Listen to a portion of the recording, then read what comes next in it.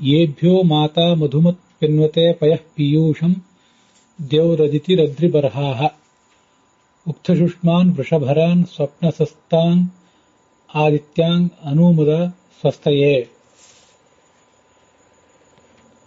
ಇದು ಆ ಮನುಷ್ಯ ಗಂಧವನ್ನ ದೇವತೆಗಳು ನೋಡಿ ಅವರು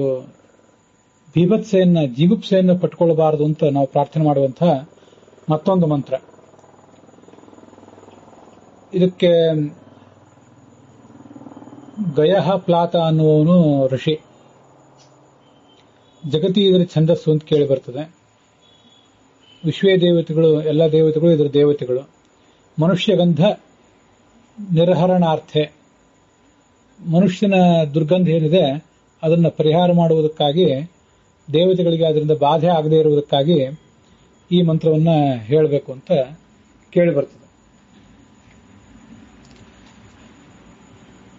ಅದರ ಅರ್ಥ ಏನು? ಈ ಲಕ್ಷ್ಮೀದೇವಿ ಎಲ್ಲಾ ದೇವತೆಗಳನ್ನು ಕೂಡ ತಾಯಿಯಂತೆ ಬೆಳೆಸಿದ್ದಾಳೆ. ಆ ಎಲ್ಲ ದೇವತೆಗಳನ್ನು ನನ್ನ ಒಳಿತಿಗಾಗಿ, ಅವರು ಇಲ್ಲಿ ಬಂದು ಪೂಜೆಯನ್ನು ಸ್ವೀಕಾರ ಮಾಡಬೇಕು ಅನ್ನುವುದಕ್ಕಾಗಿ ಸ್ತುತಿಸ್ತಾ ಇದ್ದೇನೆ ಅಂತ ಅದರ ಸರಳವಾದಂತಹ ಅರ್ಥ.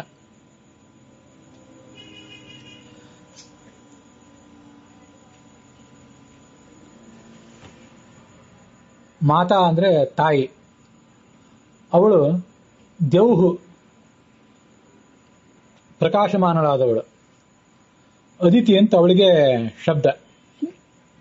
ಯಾಕಂದ್ರೆ ಪ್ರಳಯ ಕಾಲದಲ್ಲಿ ಎಲ್ಲವನ್ನೂ ಸಂಹಾರ ಮಾಡುವಂಥವಳು. ಮತ್ತೆ ಅದ್ರಿಬರ್ಹಾಹ, ಬರಹ ಅಂದ್ರೆ ಕೇಶಪಾಶ ಅಂತ ಒಂದ್ ಕಡೆ ಅರ್ಥ ಮಾಡ್ತಾರೆ. ಅದ್ರಿಬರ್ಹಾಹ ಅಂದ್ರೆ ತುಂಬಾ ಸುಂದರವಾದಂತಹ, ಸೊಂಪಾಗಿ ಬೆಳೆದಂತಹ ಕೇಶಪಾಶವುಳ್ಳಂಥವಳು ಆ ಮಾತೆ ಲಕ್ಷ್ಮೀದೇವಿ.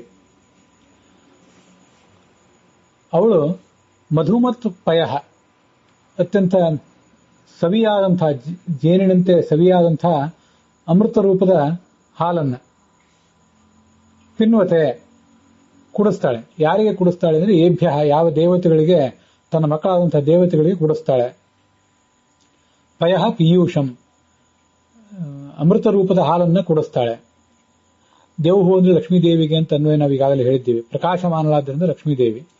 ಅದಿತಿ ಅಂದ್ರೆ ಪ್ರಳಯ ಕಾಲದಲ್ಲಿ ಎಲ್ಲವನ್ನೂ ಸಂಹಾರ ಮಾಡುವವಳು. ಅದ್ರಿಬರ್ಹಾಹ ಅಂದ್ರೆ ಸುಂದರವಾದಂತಹ, ಚೆನ್ನಾಗಿ ಬೆಳೆದಂತಹ ದೀರ್ಘವಾದ ಕೇಶಪಾಶ ಇದ್ದವಳು. ಯಾವ ದೇವತೆಗಳಿಗೆ ಅವಳು ಕೂಡಿಸ್ತಾಳೆ? ಆ ದೇವತೆಗಳಂಥವ್ರು ಅಂದ್ರೆ ಉಕ್ಥಶುಷ್ಮಾನ್ ವೃಷಭರಾನ್. ಆ ದೇವತೆಗಳೆಲ್ಲರೂ ಕೂಡ ಬಲಿಷ್ಠರಾದವರು. ಸುಷ್ಮ ಅಂದ್ರೆ ಬಲ, ಅತ್ಯಂತ ಬಲಿಷ್ಠರಾದವರು. ಮತ್ತು ವೃಷಭರಾನ್, ನಮ್ಮ ಎಲ್ಲಾ ರೀತಿಯಾದಂತಹ ಅಪೇಕ್ಷೆಗಳನ್ನು ಕೂಡ ಅವರು ಈಡೇರಿಸುವಂಥವ್ರು. ವೃಷ ಅಂದ್ರೆ ನಮ್ಮ ಅಪೇಕ್ಷೆಗಳು, ಅದನ್ನು ಭರ ಸುರಿಸುವಂಥವ್ರು. ಅಂಥ ಆದಿತ್ಯಾನ್, ಆ ಎಲ್ಲ ದೇವತೆಗಳನ್ನು ಸ್ವಸ್ಥಯೇ, ನಮ್ಮ ಕಲ್ಯಾಣಕ್ಕಾಗಿ, ಅನುಮದ, ಅವರು ಸಂತುಷ್ಟರಾಗುವಂತೆ ನೀನು ಮಾಡು. ಅನುಮದ ಅಂದ್ರೆ ಅನುಮಾದಯ. ದೇವತೆಗಳು ನಾವು ಮಾಡುವ ಪೂಜೆಯನ್ನು ನೋಡಿ ದುಃಖಿತರಾಗಿ ಹೊರಟು ಹೋಗಬಾರದು, ನಮ್ಮನ್ನು ನೋಡಿ ಜುಗುಪ್ಸೆ ಪಟ್ಟು ಹೊರಟು ಹೋಗಬಾರದು. ಅವರು ನಮ್ಮ ಪೂಜೆಯನ್ನು ನೋಡಿ ಸಂತೋಷಗೊಳ್ಳುವಂತೆ ನೀನು ಮಾಡು. ಅನುಮದ, ಆ ದೇವತೆಗಳನ್ನು ನೀನು ಸಂತೋಷಗೊಳಿಸು. ಅವರು ಸಂತೋಷ ಪಟ್ಟರೆ ನಮ್ಮ ಪೂಜೆಯನ್ನ ಅವ್ರು ಬರ್ತಾರೆ, ಪೂಜೆಯನ್ನು ನೋಡ್ಲಿಕ್ಕೆ ಅವ್ರು ಬರ್ತಾರೆ. ಅವರು ಸ್ವಪ್ನ ಸಹ ಉನ್ನತವಾದಂತಹ ಕರ್ಮಗಳನ್ನು ಆಚರಣೆ ಮಾಡುವಂಥವ್ರು, ಬಹಳ ಶ್ರೇಷ್ಠವಾದ ಕರ್ಮಗಳನ್ನು ಮಾಡುವಂಥವ್ರು. ಅವರು ಭಕ್ತಿ ಯೋಗಿಗಳು. ಕರ್ಮವನ್ನು ಕೂಡ, ದೇವಪೂಜಾ ರೂಪವಾದಂತಹ ಕರ್ಮವನ್ನು ಕೂಡ ಜ್ಞಾನಭಕ್ತಿ ಪೂರ್ವಕವಾಗಿ ಮಾಡುವಂಥವ್ರು.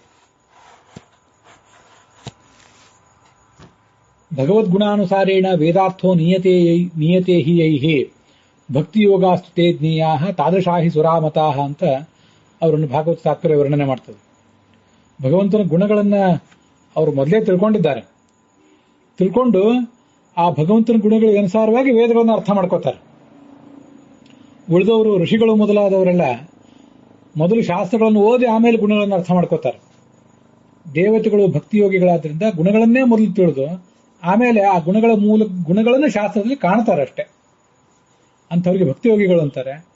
ಸ್ವಪ್ನ ಸಹ ಅತ್ಯಂತ ಶ್ರೇಷ್ಠವಾದಂತಹ ಕರ್ಮಗಳನ್ನು ಮಾಡುವವರು ಈ ಕಾರಣದಿಂದ ಅವರು.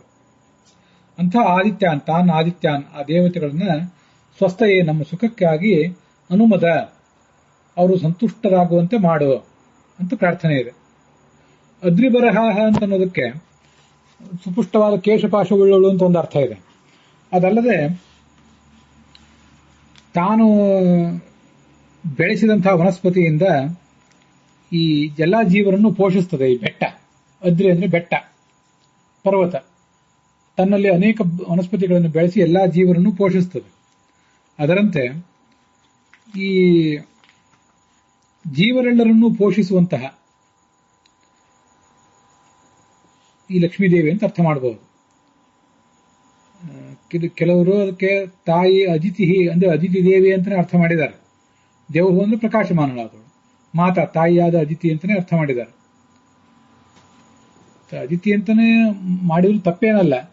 ಅದಿತಿ ಅಂದ್ರೆ ಲಕ್ಷ್ಮೀದೇವಿ ಅಂತ ಅರ್ಥ ಮಾಡೋದು ಇನ್ನು ಹೆಚ್ಚು ಶ್ರೇಷ್ಠವಾದಂತಹ ಅರ್ಥ. ಈ ಪರ್ವತ ಅಂತನ್ನೋದು ತನ್ನಲ್ಲಿರುವಂತಹ ತನ್ನ ಸುತ್ತಮುತ್ತಿರುವಂತಹ ವನಸ್ಪತಿಗಳ ಮೂಲಕ ನಮ್ಮೆಲ್ಲರನ್ನು ಪೋಷಿಸ್ತದೆ. ಹಾಗೆ ಈ ಲಕ್ಷ್ಮೀದೇವಿಯು ಕೂಡ ತಾನೇ ಪ್ರಕೃತಿ ಆದ್ರಿಂದ ಅವಳು ಈ ಎಲ್ಲಾ ಜೀವರನ್ನು ಕೂಡ ತನ್ನಲ್ಲಿರುವಂತಹ ಧನ ಧಾನ್ಯ ನೀರು ಆಹಾರ ಇತ್ಯಾದಿಗಳ ಮೂಲಕ ಪೋಷಿಸ್ತಾ ಇದ್ದಾಳೆ ಅಂತ ಅದನ್ನು ತಿಳ್ಕೊಳ್ಬೇಕು. ಹೀಗೆ ಆ ಲಕ್ಷ್ಮೀದೇವಿಯ ಪುತ್ರರಾದಂತಹ ಎಲ್ಲಾ ದೇವತೆಗಳನ್ನು ನೀನು ಸಂತುಷ್ಟಗೊಳಿಸುವಂತ ಭಗವಂತನಲ್ಲಿ ಪ್ರಾರ್ಥನೆ ಅದು. ಕೊನೆ ಇನ್ನೊಂದು ಬಾರಿ ಅದಕ್ಕೆ ಅರ್ಥ ಹೇಳ್ತೇನೆ, ಅನ್ವಯ ಅರ್ಥ ಗಮನಿಸಬೇಕು. ದ್ಯೌಹು ಪ್ರಕಾಶಮಾನರಾದಂತಹ ಅದ್ರಿಬರ್ಹಾಹ ಸೊಂಪಾದಂತಹ ಕೇಶಪಾಶವುಳ್ಳ ಅಥವಾ ತನ್ನಲ್ಲಿರುವಂತಹ ಪ್ರಾಕೃತಿಕ ಸಂಪತ್ತಿನಿಂದ ನಮ್ಮೆಲ್ಲರನ್ನು ಪೋಷಿಸುವಂತಹ ಮಾತಾ ಅದಿತಿ ಅಂದ್ರೆ ಪ್ರಳಯ ಕಾಲದಲ್ಲಿ ಎಲ್ಲವನ್ನು ಸಂಹರಿಸುವಂತಹ ಮಾತಾ ಲಕ್ಷ್ಮೀದೇವಿಯು ಏಭ್ಯ ಯಾವ ದೇವತೆಗಳಿಗೆ ಮಧುಮತು ಅತ್ಯಂತ ಸವಿಯಾದ ಪಯಃಪೀಯೂಷಂ ಅಮೃತ ರೂಪದ ಹಾಲನ್ನು ಪಿನ್ವತೆ ಪಾನ ಮಾಡಿಸ್ತಾಳೋ ತಾನ್ ಅಂತಹ ಉಕ್ತ ಸುಷ್ಮಾನ್ ಅತ್ಯಂತ ಬಲಿಷ್ಠರಾದ ವೃಷಭರಾನ್ ನಮ್ಮ ಎಲ್ಲ ಅಪೇಕ್ಷೆಗಳನ್ನು ಈಡೇರಿಸುವಂತಹ ಸ್ವಪ್ನ ಸಹ ಎಲ್ಲ ರೀತಿಯಾದ ಸತ್ಕರ್ಮಗಳನ್ನು ಉನ್ನತ ಕರ್ಮಗಳನ್ನು ಮಾಡುವಂತಹ ಅಥವಾ ಸುಖವನ್ನೇ ಹೊಂದಿರುವಂಥವರು, ಎಂದು ದುಃಖ ಪಡುವಂಥವರಲ್ಲ ಅವರು. ತಾನ್ ಆದಿತ್ಯಾನ್ ಆ ದೇವತೆಗಳನ್ನು ಸ್ವಸ್ಥಯೇ ನಮ್ಮ ಪಾಪ ಪರಿಹಾರಕ್ಕಾಗಿ ಮತ್ತು ನಮ್ಮ ಪುಣ್ಯ ಪ್ರಾಪ್ತಿಗಾಗಿ ನಾವು ಈ ದೇವ ಪೂಜೆಯನ್ನು ಮಾಡಿ ಪುಣ್ಯವನ್ನು ಹೊಂದುವಂತಾಗಬೇಕು. ಆ ಥರ ಭಗವಂತನೇ ನೀನು ಅನುಮದ ಅವರನ್ನ ಸಂತೋಷಗೊಳಿಸುವಂತ ಅದರ ತಾತ್ಪರ್ಯ ಆಗ್ತದೆ. ಹೀಗೆ ಇದು ಈ ಮಂತ್ರವು ಕೂಡ ಮನುಷ್ಯಗಂಧ ನಿಬರ್ಹಣಾರ್ಥವಾಗಿಯೇ ಇರುವಂಥದ್ದು. ನಮ್ಮ ದುರ್ಗಂಧದಿಂದ ದೇವತೆಗಳು ದೂರ ಹೋಗದೇ ಇರಲಿ, ಅವರು ನಮ್ಮ ಪೂಜೆಯನ್ನ ಸಂತೋಷದಿಂದ ಸ್ವೀಕಾರ ಮಾಡಲಿ ಅಂತ ಅದರ ಪ್ರಾರ್ಥನೆ ಇದೆ. ಅಲ್ಲಿಗೆ ಈ ಭಾಗ ಸಮಾಪ್ತವಾಗಿದೆ.